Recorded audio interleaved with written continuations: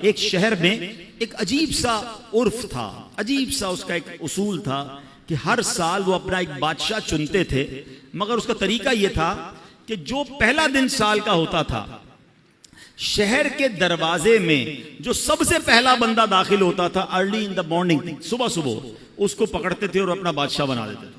تو ایک اجنبی سا شخص تھا، وہ اس کو پتہ بھی نہیں تھا، وہ شہر میں صبح صبح داخل ہوا، شہر والوں نے پکڑ لیا، مبارک ہو مبارک ہو، اس کو ہار وغیرہ پہنایا، کہ خیریت تو ہے، کہ آپ کو مبارک ہو، آپ ہمارے بادشاہ بن گئے۔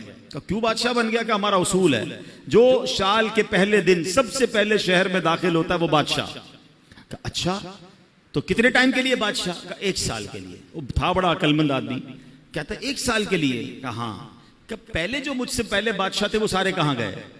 کہ وہ 1 سال حکومت کرتے ہیں، پھر ہم ان کو ایک جنگل میں جا کے پھینک کے آ جاتے ہیں، اور اس جنگل کے اندر وہ بھوکا پیاسا مر جاتا ہے، اگر بھوکا پیاسا نہیں مرتا تو سانپ بچھو کھا جاتے ہیں۔ اس نے کہا اچھا۔ اب اس نے بڑی عقل بندی کی، اس نے پہلے تو پورے شہر والوں کے کام بڑے اچھے کیے، ان کے مسائل حل کیے، اور پھر غیر محسوس انداز میں اس نے اس شہر سے اس جنگل تک کا روڈ بنوایا۔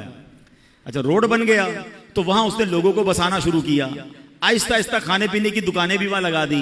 اب جب سال پورا ہوا تو لوگوں کو کہا ٹھیک ہے بھائی میرا ٹائم پورا ہو گیا، مجھے بھی اسی جنگل میں چھوڑ کے آ جاؤ۔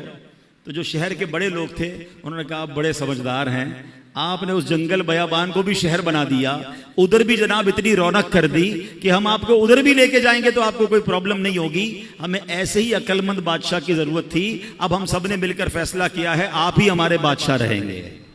اب بظاہر تو یہ واقعہ ہے، مگر کیا مجھے اور آپ کو ایک شہر میں نہیں جانا ہے؟ مجھے اور آپ کو ایک اور دنیا میں نہیں جانا ہے جہاں سانپ اور بچھو بھی ہو سکتے ہیں؟ اللہ ناراض ہوا تو قبر میں سانپ اور بچھو بھی تو ہو سکتے ہیں نا۔ جہنم کی آگ اور جہنم کا عذاب کتنا خطرناک ہے، مگر ہم میں سے کون ہے جو اس جہان کو، آخرت کے معاملات کو آسان کرنے کے لیے یہاں سوچ رہا ہے کہ یار یہیں رہ کر میں آخرت بہتر کر لوں۔